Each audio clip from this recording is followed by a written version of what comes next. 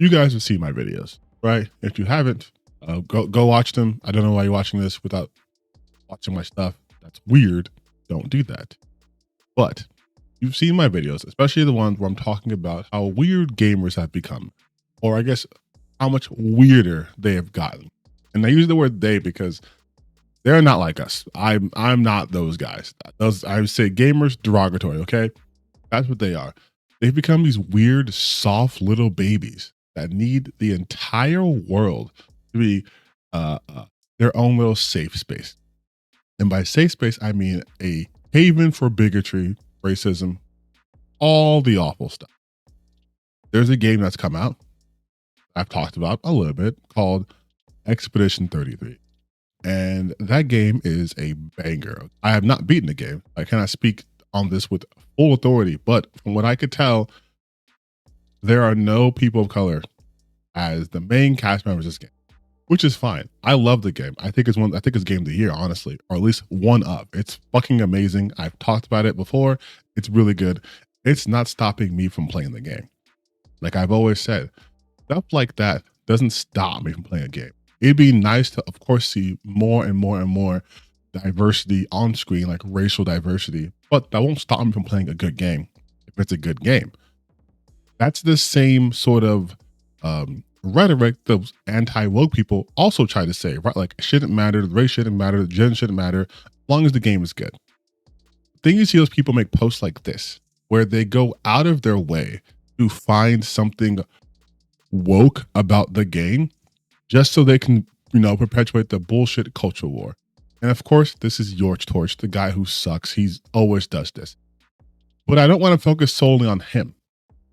I also want to talk about another guy I sometimes talk about, Andy Pants Gaming. You see, Andy is also one of those people who talk about how, remember when games used to not be political? Which, honestly, no. But he likes to believe there was a time period where nothing was political. All games were just games. And so he's making his own game called, that can't be right, because that's like inherently political, right? Like not even trying to, I'm trying to hide it.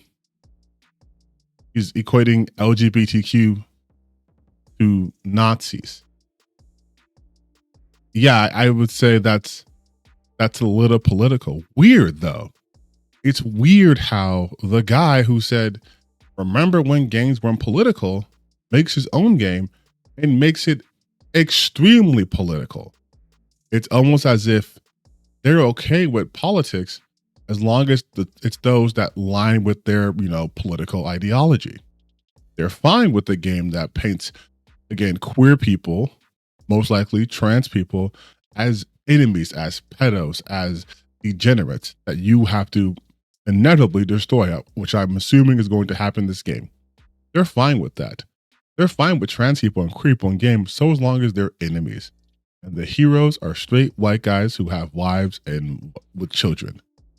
Weird and strange how that works. I would think someone who is so against politics in games would make a game about like a dog chasing a car or Balatro, like poker, right? Do a Balatro type thing, but it's strange.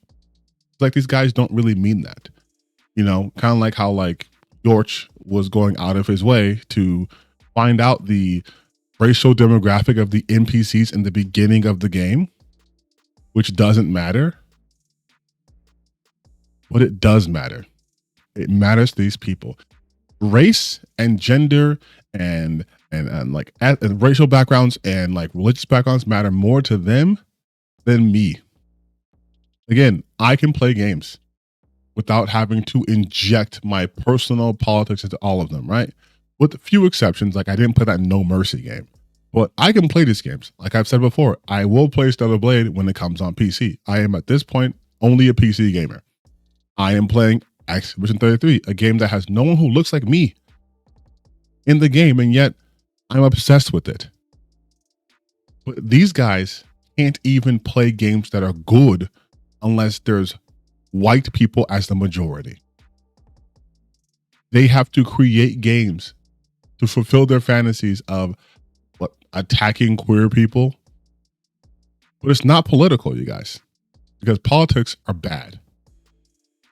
And the ultimate form of this, there is a website where all they do is have mods that are anti-woke, but really it's just bigotry.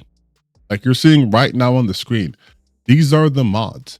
Now, are a ton of people flocking to this site? No, of course not, because this is a site for fucking weirdos. But it's very interesting that they have the same sort of worldview as the people who constantly bitch about how games are making women uglier in the West and too much focus and too much DEI. And yet, when making their own products, almost no one goes to it. It's almost as if normal, everyday people who happen to play games don't give a shit about that.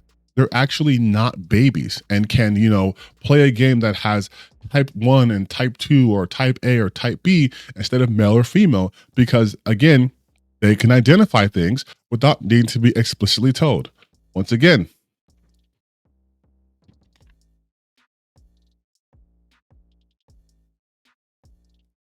they don't need this. They don't need me having this entire time to understand I'm a black person. They don't need that. Look how I affect the white balance, okay? That's how black I am. I changed the white balance. They don't need stuff like that. They can play those games. Just like they can play games where women have big giant titties flopping about, or also don't. They can play games where the women aren't their attraction type. They can play games where maybe they aren't represented in it, but they can still appreciate the game for what it is. Those are players, not gamers. Players. Players are good and cool. Gamers are smelly and bad. That's the distinction I came up with just now. People who play games, players, can do all those things. They're versatile. These gamers are not. They're not gamers. Not really. They're capital G, derogatory gamers, sure. But they don't do anything to, make the discourse better or make anything better. Again, he's making a game that's objectively going to suck. But I'll play it. Why not? Might even review it. But I just want to make this video real quick because it's so funny to me how they will sit here and talk about like how their ideology and their ideas are successful and good, right? Go woke, go broke. And yet almost every example of woke games that they bring up to say that it's bad, you could count it with 1,000 other games that would also qualify as woke that are kicking ass. Expedition 33 just became woke, right? There's too many black people in the audience, or it has too many women in the cast. This should be mostly men, but the cast is mostly women. That's too woke. Fucking one of the game of the years. Sold 1 million copies in 3 days, which kudos to you guys. Baldur's Gate 3. Can't go a day without talking about that game, right? Baldur's Gate 3 won all the awards. Woke as fuck. How many of the non-woke games can they say? Elden Ring just announced that they sold 30 million copies. The game that had the type 1, type 2 sliders. Didn't say male or female. It had that woke shit you guys hated. 30 million copies. And they're coming out with Night Rain, which will probably do pretty well considering, the source. But it's woke. It's not doing well. I hope you guys realize just how pathetic these people are. Where not only do they need to make a whole different modding site just to get rid of black people in games, but they now have to make their own games that are so politically charged that they'll most likely alienate most people and make a flop of a game, right? By their standards. Because if that shit goes on Steam and it doesn't have 100,000 people playing concurrently, it's a flop. That's what they told me. Games have to have 100,000 people playing it at once or it's a flop. So look forward to that, I guess. It's just, how